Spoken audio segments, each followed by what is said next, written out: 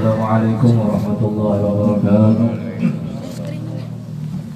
Bismillahirrahmanirrahim. Alhamdulillah rabbil alamin. Allahumma shalli wa sallim ala sayyidina Muhammadin wa ala alihi wa sahbihi wa barik wa sallim taslima. Subhanaka la ilma lana illa ma 'allamtana innaka antal alimul hakim. Wa la hawla wa la quwwata illa billahil aliyyil 'azim. Adada kulli harfin kutiba yutabu abadal abidin wa zaharat zahirin. Amma ba'd. Pertama-tama marilah kita sama-sama senantiasa manjatkan puji dan syukur kita kepada Allah Subhanahu wa taala yang mana kita dikumpulkan di tempat yang penuh berkah ini, yaitu tempat di mana diingat, dibaca riwayat hidup daripada makhluk yang paling mulia di alam semesta, yaitu Rasulullah sallallahu alaihi wasallam. Karena tidak ada kemuliaan di alam semesta ini selain daripada kemuliaan Nabi kita Muhammad sallallahu alaihi wasallam. Jadi segi manapun tetap yang paling mulia adalah Nabi kita. Bahkan dalam satu riwayat ada para ulama membandingkan yang air yang paling mulia di dunia ini, ada yang mengatakan air Zam-Zam. Tapi ternyata air yang paling mulia di dunia ini yaitu air yang keluar daripada tangan Nabi kita Muhammad SAW. Bahkan para sahabat ketika tangan Nabi mengeluarkan air, ada yang sebagian mengambil dibawa ke rumahnya. Dan sampai di rumahnya beberapa hari rumah itu dalam keadaan harum. Ini hanya sebagian daripada khususiyat Nabi kita Muhammad SAW. Lalu bagaimana kalau kita membaca maulid, memuji Nabi? Niscaya Nabi, apalagi dikatakan oleh para ulama, ketika dibaca maulid, maka ketika itu Nabi hadir di tengah-tengah kita. Cuma ya karena kita banyak dosa, kita tidak melihat. Jadi tapi yang melihat dengan keyakinan kita. Karena bagaimanapun kalau dibahas, diceritakan tentang kemuliaan Nabi, tentang kelebihan Nabi, itu tidak ada habisnya. Bahkan para ulama mengatakan, seandainya kita menceritakan tentang kemuliaan Nabi, keistimewaan Nabi, mulai awal dunia diciptakan sampai hari kiamat, itu tidak akan habis kemuliaan Nabi. Cuma sebagian aja. Pernah dalam satu riwayat, ketika para sahabat duduk di majelis, ketika itu Rasulullah datang. Lalu sahabat semuanya berdiri. Ini menunjukkan bahwasanya sunnah ketika ada seorang pemimpin, kita sunnah untuk berdiri menghormati daripada orang tersebut. Apalagi yang hadir waktu itu adalah Nabi. Ketika semua berdiri, Nabi menyuruh ijlisu, duduk kalian dulu. Ini sifat daripada sifat kerendahan hati Nabi. Disuruh duduk. Padahal seandainya sebelum Nabi datang dan Nabi sudah datang, mereka berdiri itu pun hak. Memang mereka wajib seandainya lah. Tapi itulah kerendahan Nabi. Disuruh duduk. Maka ketika itu para sahabat duduk semua. Kecuali satu yang tetap berdiri, yaitu Hasan bin Sabit. Lalu ditanya oleh Nabi, Hasan, kenapa engkau masih tetap berdiri? Apa kata Hasan bin Sabit? Ya Rasulullah, memang orang yang punya akal tapi tidak memahami akan kadarmu di sisi Allah Ta'ala, maka dia tidak akan memuliakan orang yang memang wajib dimuliakan oleh Allah Subhanahu wa taala. Dan itu tidak dilarang oleh Nabi. Nabi tidak mengatakan tidak boleh, enggak, tapi Nabi tetap diam. Artinya boleh. Bahkan Hasan bin Sabit pernah muji di hadapan Rasulullah. Khuliqta kama tasya.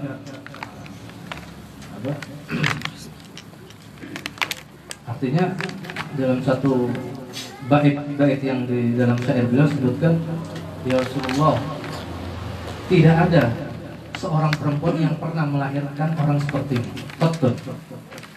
Ka'annaka khuliqta kama tasya, seakan-akan engkau itu diciptakan Allah Ta'ala seperti keinginanmu sendiri. Ibarat kita kalau misalnya seperti itu, ya Allah ciptakan aku rupaku seperti ini, tinggi, itu nyaman. Nah, tapi Nabi seakan-akan diciptakan Allah Ta'ala seperti pesanan oleh Nabi sendiri. Nah, ini luar biasa. Makanya kelahiran kenapa jadi kelahiran Nabi itu tidak diletakkan di bulan Ramadan atau di bulan Muharram atau bulan Haji? Kenapa tidak diletakkan di bulan-bulan yang mulia? Kenapa? Karena supaya orang tidak beranggapan bahwasanya kemuliaan kelahiran Nabi itu mulia karena dilahirkan di bulan-bulan Muharram, bulan-bulan mulia. Tapi kemuliaan di alam semesta ini mengikut dengan kehadiran Nabi kita. Makanya Nabi dilahirkan di bulan Rabiul Awal. Kalau seandainya Nabi dilahirkan di bulan Ramadan, kelahiran Nabi mulia, kenapa? Karena lahir di bulan Ramadan. Tapi tidak dilahirkan di bulan Rabiul Awal. Ini termasuk menandakan bahwa kemuliaan itu bukan karena harinya, tapi karena hadirnya Nabi. Nah, supaya kita pahami lah bahwasanya tidak ada kelahiran yang seperti kelahiran Nabi. Kalau ada dulu ada orang mengatakan bahwasanya Nabi itu lahir seperti biasa, tidak ada yang langit bersinar, tidak ada. Tapi dalam Maulid Habsyi dikatakan oleh Habib Al-Habsyi, "Wantasyarat fil aqwami lawamil nurihi." Maka wantasyarat di alam semesta itu ketika Nabi lahir, semua alam semesta ini berkelip, artinya bersinar. Nah, kalau kita bandingkan Habib Al-Habsyi ini kelasnya itu bukan kelas-kelas orang yang kayak kita. Juga bukan kelas orang yang kelas bawah. Beliau ini dikatakan Sayyidul Qutbul Wujud, orang yang senantiasa melihat Nabi waktu bangun. Bahkan semua sunnah Nabi itu dikerjakan oleh Al-Habsyi, tidak ketinggalan satu pun. Ini yang mengatakan wantasyarat fil aqwami lawami an-nurihi, dan wantasyarat tersebar cahaya di alam semesta ketika kelahiran Nabi. Nah ini, kalau misalnya ada orang mengatakan tidak ada yang kelip-kelip itu, berarti orang ini kada paham sejarah. Nah, coba pahami sejarah. Yang mengatakan itu Habib Al-Habsyi. Tidak diragukan lagi, semua orang Makkah, orang Madinah, orang Indonesia itu mengakui akan posisi pangkat Habib Al-Habsyi di sisi Allah Subhanahu wa taala. Kalau ini yang mengatakan, ibaratnya bapak kita peduli dengan perkataan orang lain, yang penting memang seperti ini.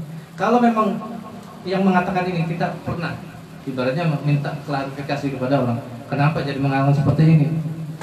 Karena waktu itu yang hadir di majelis ini ada orang-orang yang kuliahan supaya mereka itu menerima. Kalau kita merendahkan pangkat Nabi karena makhluk yang lain, berarti Nabi itu rendah. Nah, bahkan Allah Habib Umar atau ulama-ulama yang besar itu malahan yang dibawakan oleh mereka di kalangan orang-orang yang Muslim apa? Akhlak Nabi, cerita Nabi, kemuliaan Nabi supaya mereka tertarik. Bukan malah Nabi itu seperti kita masa kecilnya juga suka ibaratnya nyolong jamu. Ini bukan yang masuk di akal kita. Tidak ada kelahiran, bahkan dalam riwayat ketika Nabi lahir, detik-detik Nabi kelahiran Nabi, itu ulama-ulama Yahudi, ulama-ulama Nasara itu membayar perempuan-perempuan yang arduat, yang menyusui anak-anak itu. Ayo, bersebar kalian, keliling cari anak yang bisa kalian susui, yang di belakangnya ada tanda nubuah, tanda kenabian. Nah, kalau ada bawa sini, kita bunuh. Dibayar semuanya. Nah, tapi Allah Ta'ala itulah penjagaan Allah Ta'ala terhadap orang yang paling mulia. Karena apa? Karena memang kekasihnya, tidak mungkin dibiarkan. Nah, ketika lahir, semua ke kota Mekah mencari upah untuk menyusui. Nah, ketika itu Halimatus Sa'diyah, memang orang yang sudah dimuliakan oleh Allah Ta'ala, datang ke kota Mekah dengan membawa anak yang masih bayi dan suaminya. Sampai di kota Mekah, ternyata untanya itu sudah tidak keluar air susu lagi. Bahkan tidak ada yang mau mengambil Halimatus Sa'diyah untuk menyusui anaknya. Akhirnya sepakat dengan suaminya, ya sudah, kita jual aja unta ini supaya kita bisa pulang. Kata Halimatus Sa'diyah, kalau kita jual tetap kita pulang kekurangan. Akhirnya dijual. Kata tukang pembeli unta, ini aku mengambil upahnya beleknya aja. Karena sudah banyak luka di sana sini. Dagingnya juga tidak ada, tidak bisa dimanfaatkan. Dijual lah dengan murah. Ketika mau disembelih, untanya lari sampai keliling kota Mekah, pasar-pasar. Dikejar oleh Halimatus Sa'diyah, ternyata berhentinya di mana? Di rumah Siti Aminah. Ini memang menunjukkan bahwa Halimatus Sa'diyah ini memang ditunjuk oleh Allah Subhanahu wa taala sebagai orang yang beruntung. Makanya ketika datang situ pas waktu pagi, keluar Siti Aminah. Ketika ingin sarapan, disuruh masuk. Ya, Halimatus Sa'diyah masuk. Sarapan. Di sini ketika melihat Nabi di dalam keranjang bayi, langsung Halimatus Sa'diyah ini sudah gembira. Ibaratnya perjalanan mulai dari Taif dan kekurangan ekonomi, ibaratnya Taif sudah kekeringan waktu itu hilang dengan melihat wajah Nabi ketika waktu itu. Nah ini kan termasuk orang yang mulia sudah. Akhirnya dibawa sampai ya, kata paman-paman Nabi, engkau menyusui ini kami tidak bisa memberikan apapun. Kata Imam Syafi'i, sudah, aku tidak mengambil upah. Dibawa. Nah, sepanjang jalan onta yang tidak keluar susu lagi. Ibaratnya yang dulunya jalannya tertatih-tatih cepat. Dan ketika sampai di Taif, hujan langsung turun. Nah, ini berkah daripada hadirnya Nabi. Nah, kita hadir di sini, kehadiran Nabi itu termasuk berkah. Nah, ibaratnya bukan cuma ludahnya, kalau dalam sejarah kan ludah Nabi itu sudah beda dari ludah kita. Ludah Nabi, sumur yang kering diludahin, airnya penuh. Bahkan ketika Sayyidina Jabir, sahabat Nabi, ketika perang Tabuk hendak membuat satu parit, melihat di wajah Nabi sedang seperti orang kelaparan. Akhirnya dia pulang ke rumah, ngomong dengan istrinya, istri, ada apa? Indaka syai'in.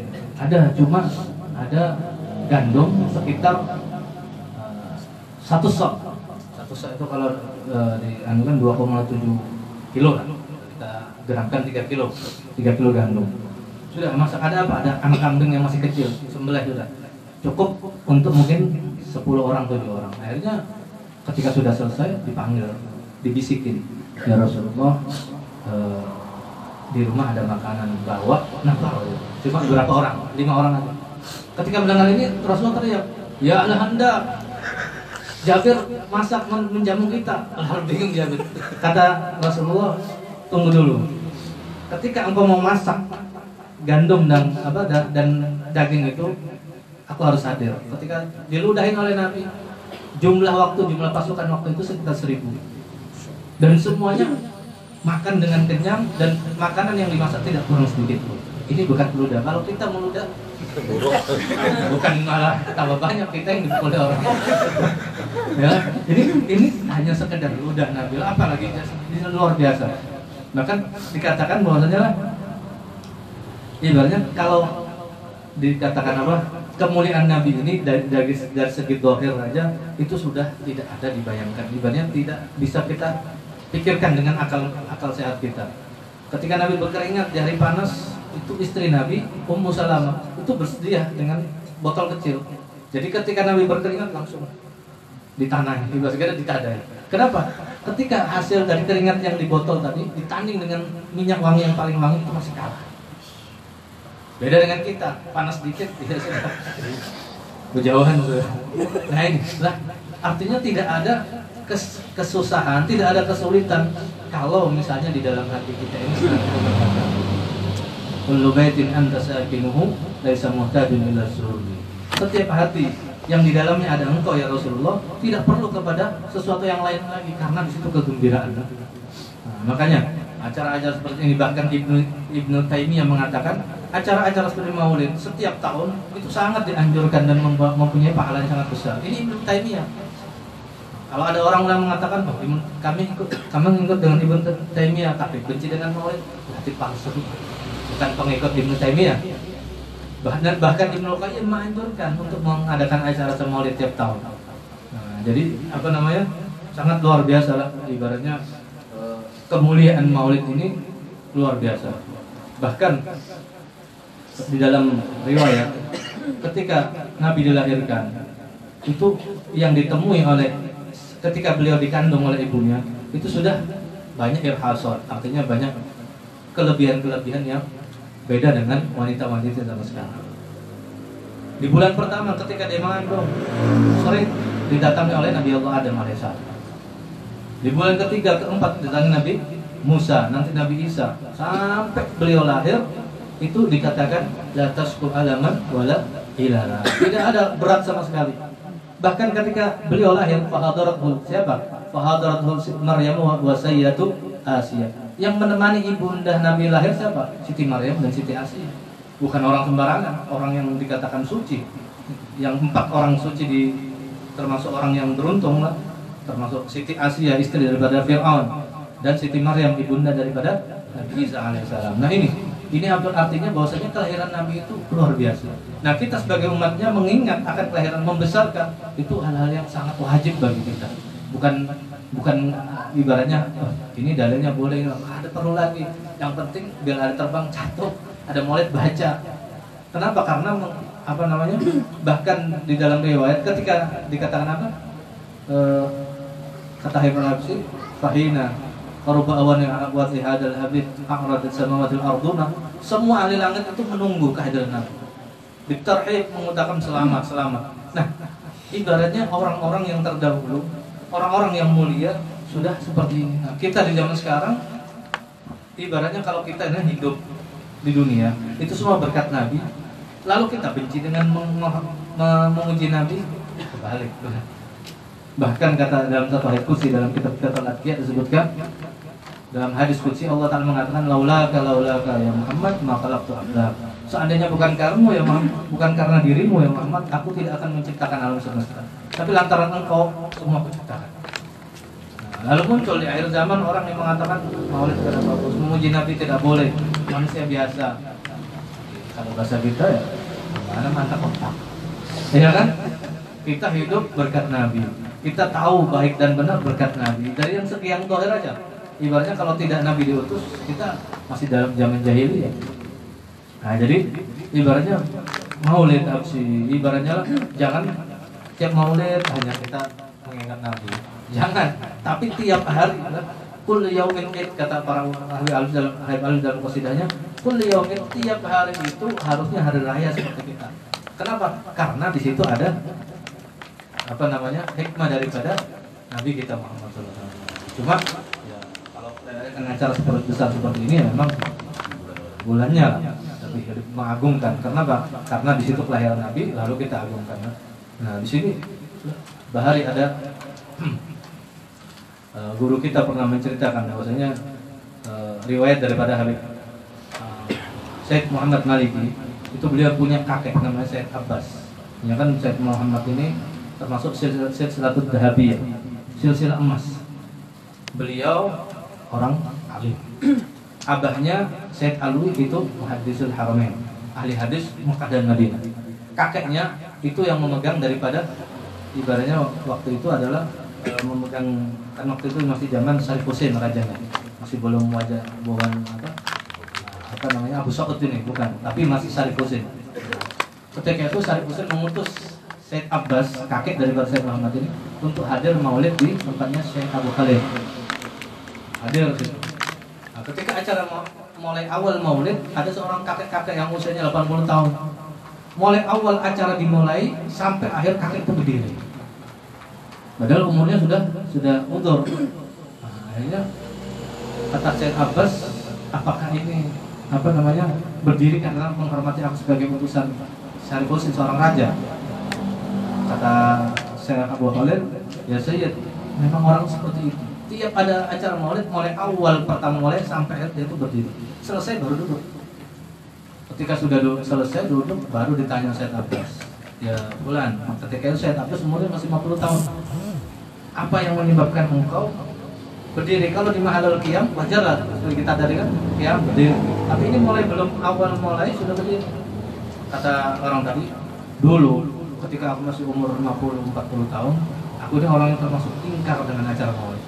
Termasuk waktu berdiri, tahu-tahu baca-baca berdiri, apa ini? Ini sesuatu yang bid'ah, ingkar. Jadi setiap acara maulid aku hadir ya, cuma hadirku ini untuk menghinakan orang-orang yang hadir situ. Suatu saat memang Allah Ta'ala berkehendak ingin menarik orang ini dekat dengan Nabi, mimpi ketemu Nabi. Mimpi ketika itu acara maulid. Nah, Nabi datang. Ketika Nabi datang semuanya berdiri. Nabi menyalami orang-orang yang berdiri. Ada si Zaid, ada si Amr. Nah, ketika sampai depan orang yang ingkar dengan maulid ini, kata Nabi, sudah, kamu duduk aja. Ijlis, mahal lah. Langsung bangun, nggak bisa berdiri lagi. Nah, habis itu dia berobat ke sana kemari, nggak ada obatnya. Hanya kata para ulama yang aulia min aulia, engkau harus membuat suatu pekerjaan yang bisa menyenangkan Nabi. Apa yang kau ingkari? Mahallul qiyam. Nah sudah, jadi dia benadar, aku benadar. Ketika mau awal maulid sampai akhir aku berdiri, paksa berdiri. Nah, ketika itu dia mimpi seperti mimpinya yang awal. Datang Nabi berdiri semua, nyalami. sampai tempat dia baru Nabi mengatakan, ayo, Gom, kau berdiri, bangun, langsung bisa berdiri. Nah, di situ mulai umur 50 tahun itu sampai 80, tiap acara maulid mulai awal sampai akhir dia berdiri. Gimana kalau kita lah, kadang-kadang berdiri aja, malas-malasan juga. Padahal kita yakin bahwasanya Nabi itu hadir di majelis tersebut. Bahkan kalau ulama membandingkan lah, kalau maulid Ahzab itu ketika Ma'alul Qiyam Nabi datang. Tapi kalau musim Duror ini mulai ketika awal dibaca Fatihah itu Nabi sudah hadir. Ibaratnya sudah hadir di tempat tersebut. Nah, cuma lantaran kita kadang melihat, jadi kayak kadang-kadang maulid laos panas aja. Coba kalau kita di Hadramut itu, jadi tiap malam kalau bulan maulid itu di mana-mana acara. Jadi kebetulan kita waktu itu duduk di kelasnya Habib Umar. Jadi tiap malam habis maghrib belajar itu nggak jadi libur sebulan. Jadi tiap habis sholat maghrib sunnah maulid langsung naik bis ke masjid ini. Terakhir maulid itu di pondoknya Habib Salim Syatiri.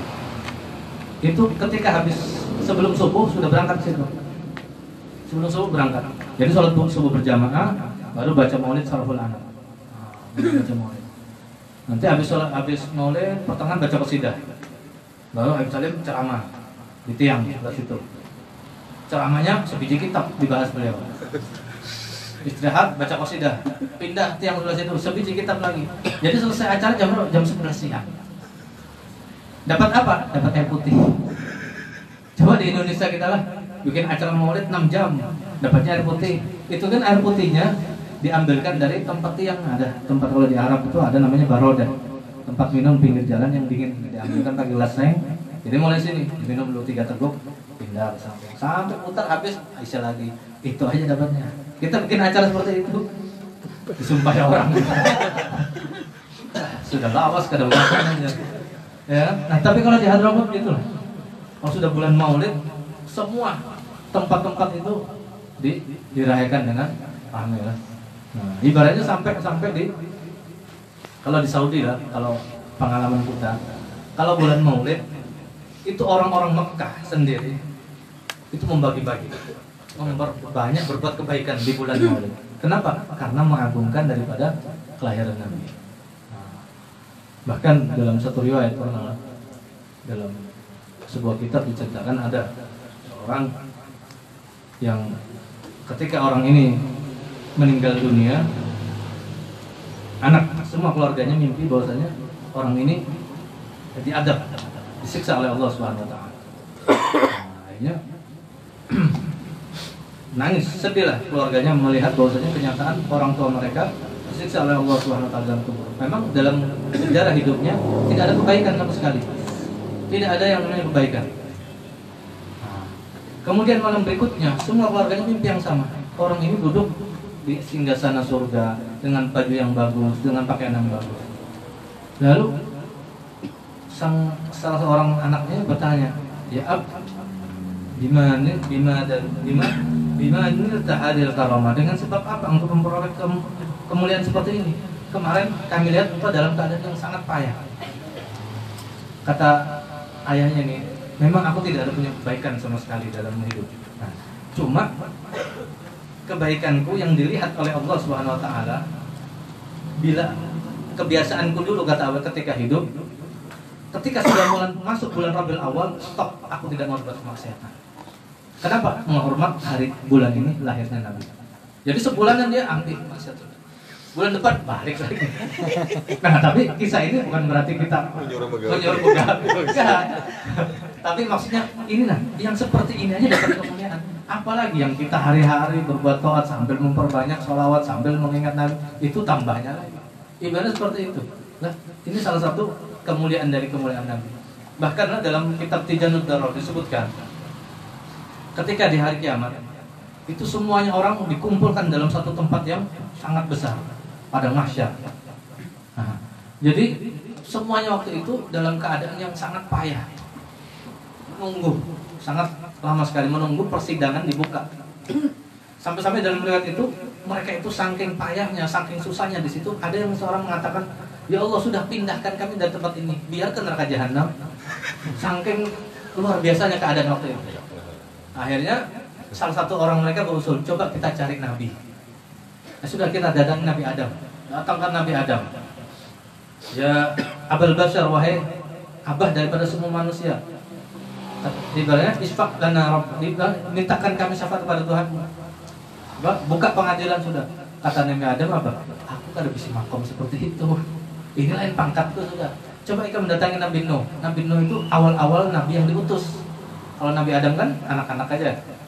Nabi Idris tidak ada kaumnya. Nah, Nabi Nuh itu awal-awal orang yang diutus untuk menyebarkan risalah. Datang kepada Nabi Nuh. Ya Nabi Nuh, coba mintakan syafaat. Buka pengadilan. Kata Nabi Nuh, anak lawan biniku aja. Karam dilautan kena azab. Ini gara-gara aku berdosa. Nah, jadi coba kita mendatangi Nabi Ibrahim. Itu Khalilullah, kekasih Allah Ta'ala. Datang ke Nabi Ibrahim, kata Nabi Ibrahim, aku kan bisa pangkat seperti itu. Aku bisa berbohong dalam berdusta dalam kehidupan 3 kali dusta. Pertama, ketika aku ditanya oleh raja, siapa yang memenggal kepala berhala ini?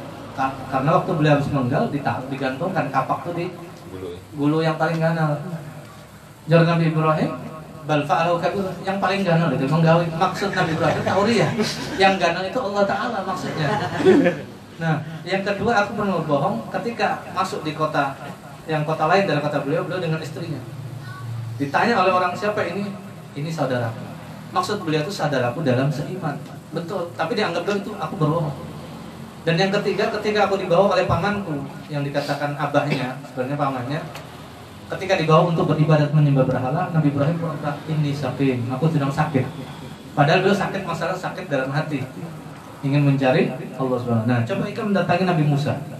Nabi Musa itu orang yang diberikan Allah Ta'ala bisa berbicara dengan Allah SWT. Datang ke Nabi Musa, kata Nabi Musa, hari ini aku ibaratnya tidak ada yang paling menggelisahkan kecuali diriku sendiri. Kenapa? Aku pernah membunuh orang. Ketika itu ada anak buah Fir'aun menyakiti orang yang teman Nabi Musa yang seiman, yang maksudnya orang-orang baik. Dipukul oleh Nabi Musa sekali, mati. Karena memang Nabi Musa orang yang kuat, kan? Bahkan dalam satu riwayat, kalau sudah beliau marah ketika pakai baju perang yang besi itu, kalau marah, bulu-bulu badan beliau tembus di baju besi. Karena memang kuat beliau. Nah, kata beliau, coba kita mendatangi Nabi Isa. Karena Nabi Isa ini ruhullah, artinya orang yang langsung diberi Allah Ta'ala. Kata Nabi Isa, aku jin sama Tuhan. Kenapa? Karena aku lawan ibuku dijadikan disembah orang. Nah, coba aku beri saran kalian, kata Nabi Isa. Seandainya ada orang, ini semuanya nih, ada satu benda dibuat dalam satu karung itu diikat. Kira-kira ikatannya itu kalau kada lepas, karung ini kotor kada. Nah, Nabi Muhammad seperti itu. Artinya dijadikan penutup bagi semua Nabi ini.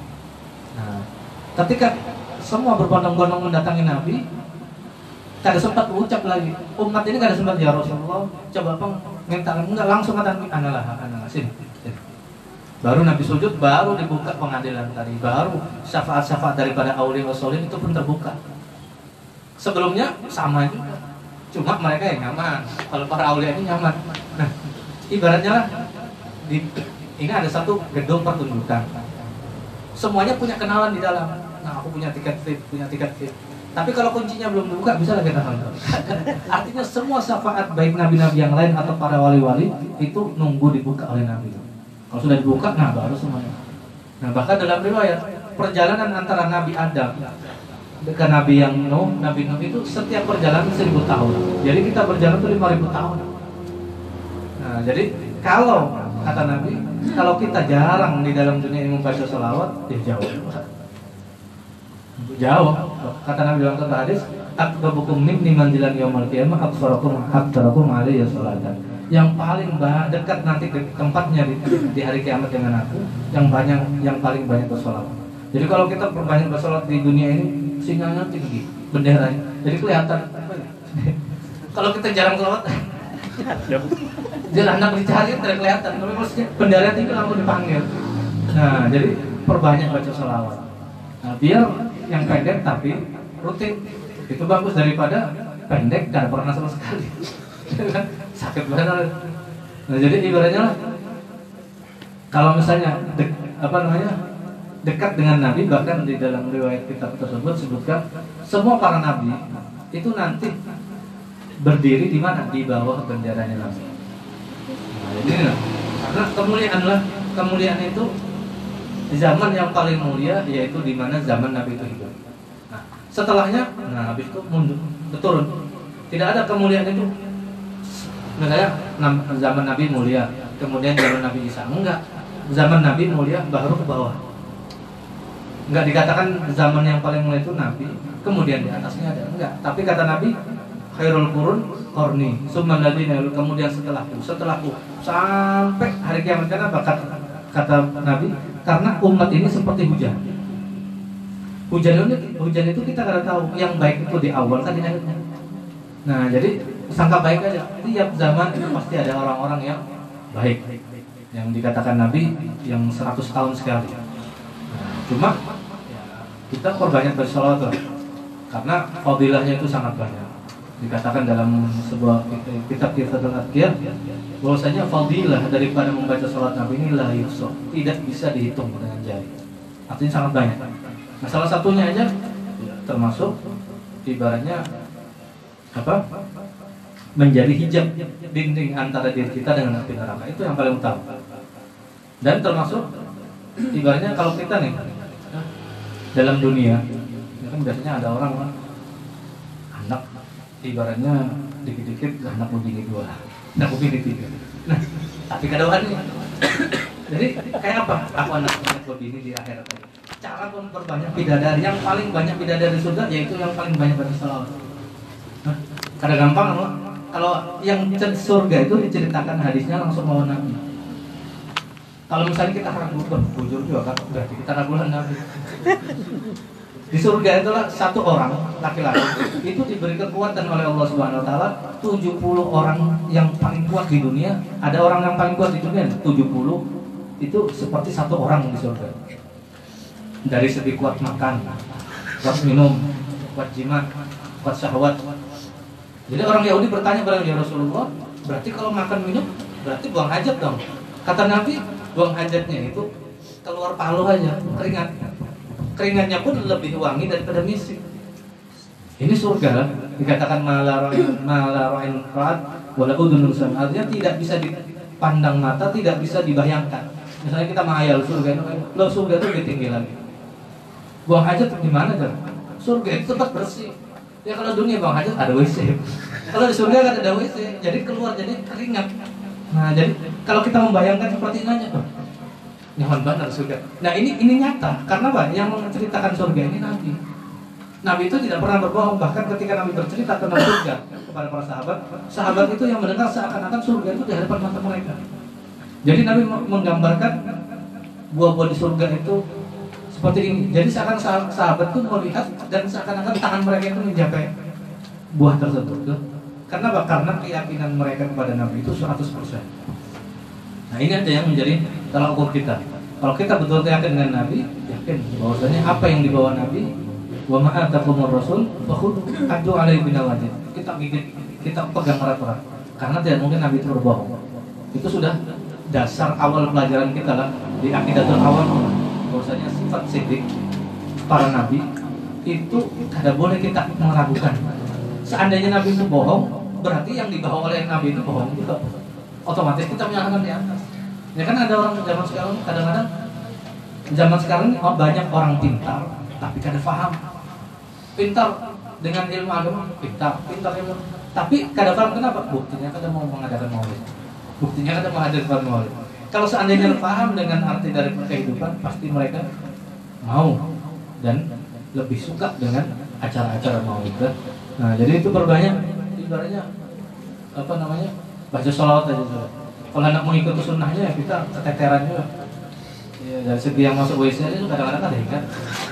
Nah, sudah banyak sholawat aja. Nah, berharap barangkali dengan memperbanyak sholawat ini merubah yang artinya kita ini dulu jarang, kurang tapi suka dengan melaksanakan sunnah, akhirnya dirubah oleh Allah. Sedikit demi sedikit lah. Kadang langsung banyak, misalnya lah kita mendengar cerita seperti Hebel Habsyi, orang yang tidak pernah ibaratnya ketinggalan sunatan sedikit pun. Pas melihat ini, hati kita ini kan senang. Mulai esok tak anak semua sunnah Nabi pegang. kan itu keteteran sedikit demi sedikit aja udah mulai masuk WC, pakai baju, anak makan, bangun goreng, mau tidur. Nah ini diamalkan di rutin.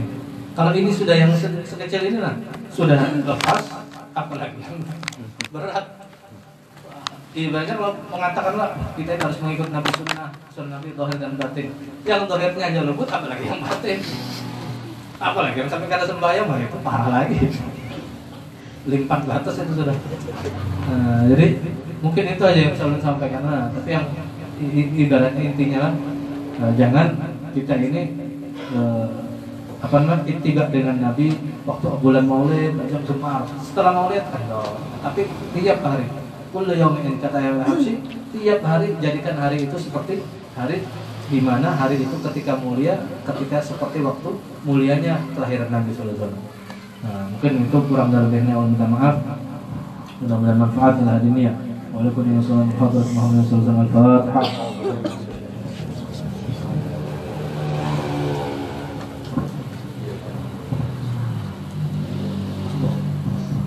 Bismillahirrahmanirrahim. Alhamdulillahirabbil alamin. Allahumma shalli ala sayyidina Muhammadin wa ala alihi wa sahbihi wa barik wa sallim ajma'in. Allahumma anfa'na bima 'allamtana warzuqna 'ilman yanfa'una rabbi zidna 'ilman wa fahman wa 'adlan warzuqna ya Allah fahman nabiyyin wa hifdzal mursalin wa ilhamal malaikatil muqarrabin wa nafa'na bil mursalin. Allahumma qulna min dhulli ma'siyatika bi ta'atik. Allahumma kama manata 'alaina bil iman fazidna minhu wa kama manata 'alaina bil islam fazidna minhu wa kama manata 'alaina bil 'afwi fazidna minha.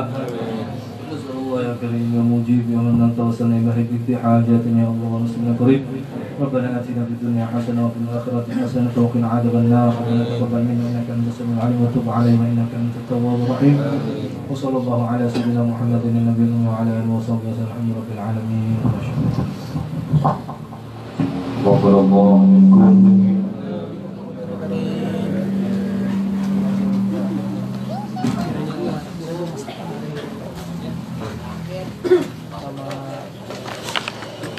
Sama